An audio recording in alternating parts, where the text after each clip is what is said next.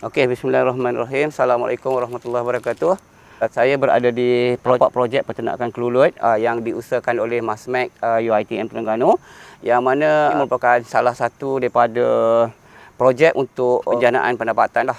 Projek ni sebenarnya bermula pada Januari 2016, di mana idea asal ialah bila mana saya diminta oleh Timbalan Rektor Pendidikan Jaringan Industri pada masa tersebut, iaitu Dr. Mazidah, yang menyuarakan pandangan bahawa Rektor minta saya untuk memikirkan bagi ternak kelulut. Okey, selepas kajian pasaran yang saya buat dan peluang-peluang serta ruang yang ada, maka saya telah mulakan projek ini pada Januari 2016 dengan sejumlah 24 lot kelulut. Okey, di mana selepas kita kena pastilah kawasan yang sesuai, iaitu di mana kawasan ni sebab dia mempunyai sumber makanan, kawasan yang agak teduh dan jugalah selamatlah. Okey. Jadi daripada projek itu kita mulakan, kemudian hasil yang pertama kita tuai dalam bulan Jun. Okey, dalam bulan Jun tahun yang sama, tapi tak banyak sangat lagi lah sebab projek tu baru dijalankan. Okey, jadi projek ni sebenarnya kalau kita kira secara puratanya dia boleh mendatangkan hasil lebih kurang dalam 2,000 lah sebulan kepada pihak UiTM.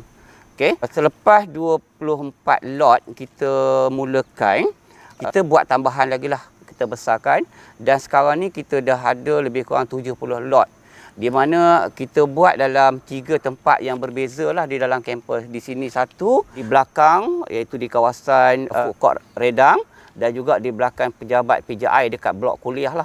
Sebab kita berdasarkan kepada sumber makanan, di mana kalau banyak sangat di tempat yang sama, kita akan menghadapi masalah persaingan untuk mendapatkan makanan.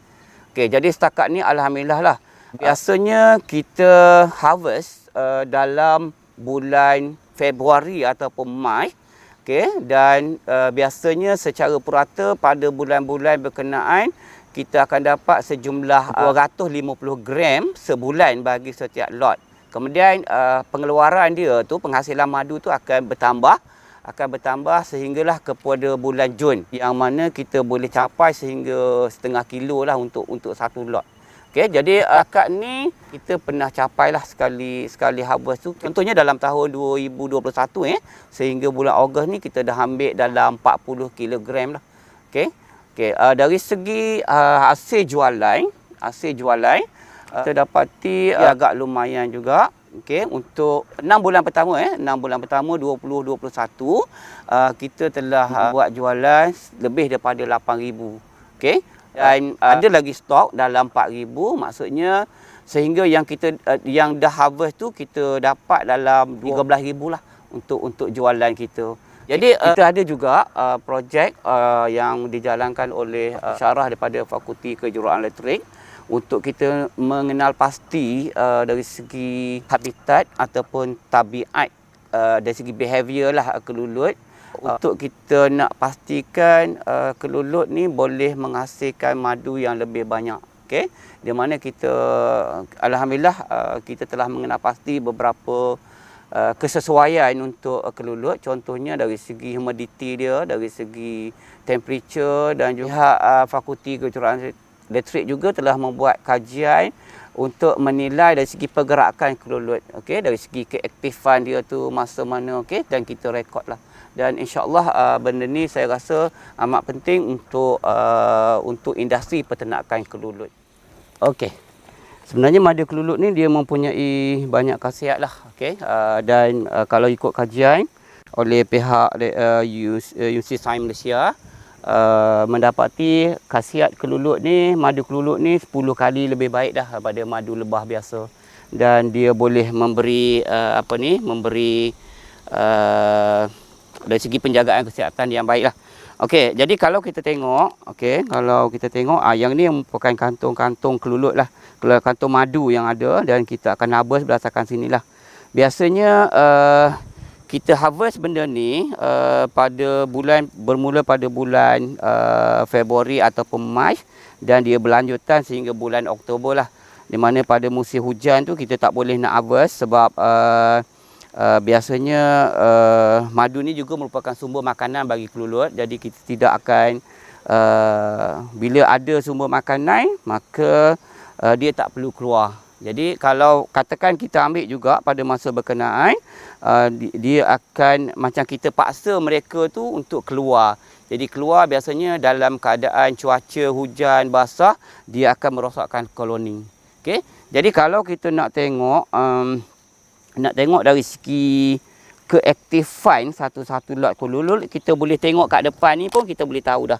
Dari segi muncung dia kat sini, okey, kita tengok dia ada 2 tena kat situ, laluan masuk dengan muncung yang agak berminyak tu merupakan aktif lah.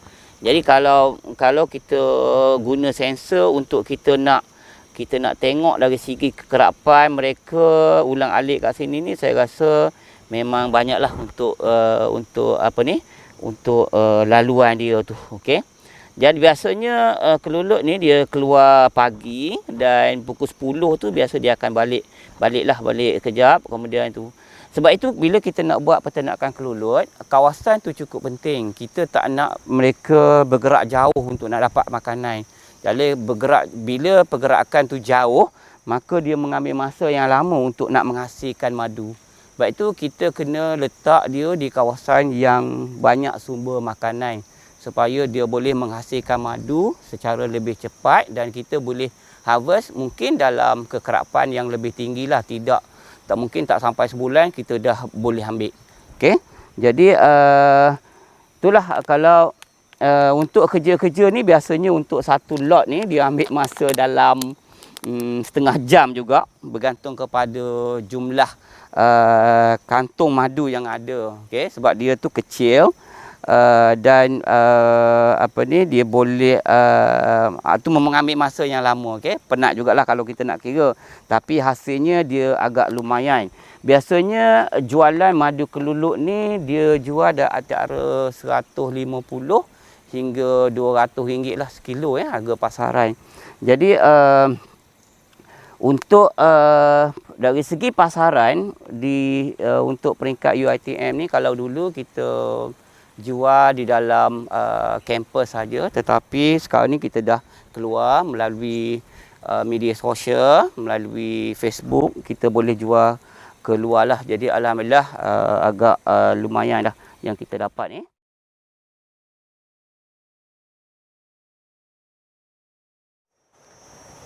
Sistem yang kami bangunkan ini merupakan satu sistem untuk kami memantau keadaan di dalam log tersebut. Antara pemilik rumah yang kami monitor untuk melihat keadaan log tersebut, antaranya ialah contohnya adalah kami menggunakan sensor DHT22, iaitu di mana untuk sukat temperature dan juga humidity, dan juga kami menggunakan thermocouple, di mana di dalam thermocouple ni untuk memantau keadaan suhu di dalam log tersebut. Di sini juga kami meletakkan sensor infrared sensor dan juga merupakan kabel fiber optik, iaitu untuk mengira keluar masuk kelulut ke dalam log tersebut. Melalui sensor ini kita boleh melihat aktiviti kelulut tersebut sama ada dia aktif ataupun tidak aktif. Okey, dalam sistem ni kita menggunakan pakai Arduino sebagai kita punya prosesor utama. Kemudian untuk penghantaran data, kita menggunakan sistem LoRaWAN, di mana data daripada log ni akan dikumpulkan ke dalam beberapa paket dan dihantar terus ke gateway untuk sebelum dihantar ke database kita lah. Okey, dalam sistem ni jarak antara kita punya log dengan kita punya gateway adalah dalam lebih kurang 10 meter. So untuk sistem LoRaWAN ni penghantaran data boleh pergi sehingga 5 hingga 10 km bergantung kepada apa yang halangan antara kedua point tersebut lah. So apa yang kita hantar data yang kita hantar termasuklah data daripada temperature, data daripada kelembapan ataupun humidity, kemudian data daripada sensor infrared yang kita gunakan untuk mengira keluar masuk kelulut, dan juga data daripada smoke sensor lah, ataupun data daripada asap. So data tersebut dikumpulkan dalam satu paket sebelum kita hantar pada frekuensi kira-kira 915 MHz ke gateway. Okey, dari segi gateway pula, kami menggunakan Raspberry Pi sebagai main processor dan juga LoRa module sebagai penerima signal daripada setiap log. Kemudian daripada gateway, kita akan hantar semua maklumat yang diterima daripada semua log ataupun semua sarang kelulut kepada satu database, dan daripada database tersebut kita display ataupun kita paparkan menggunakan satu web platform yang kita bina khusus untuk projek ini, iaitu projectkelulut.com, dan semua data yang dibaca melalui sistem ini boleh kita lihat ataupun boleh ada dipaparkan melalui website tersebut.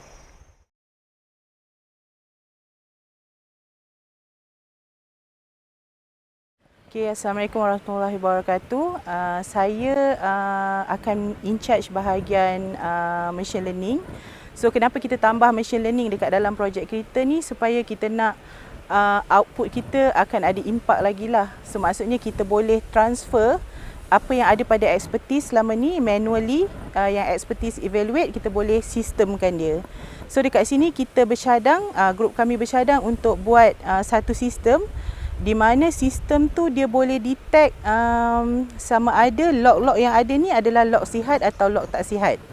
So untuk kali ni, untuk dimasukkan ke dalam machine learning punya task, kita memerlukan beberapa input, which is input tu adalah datang daripada sensor-sensor yang kita pasang ni tadi.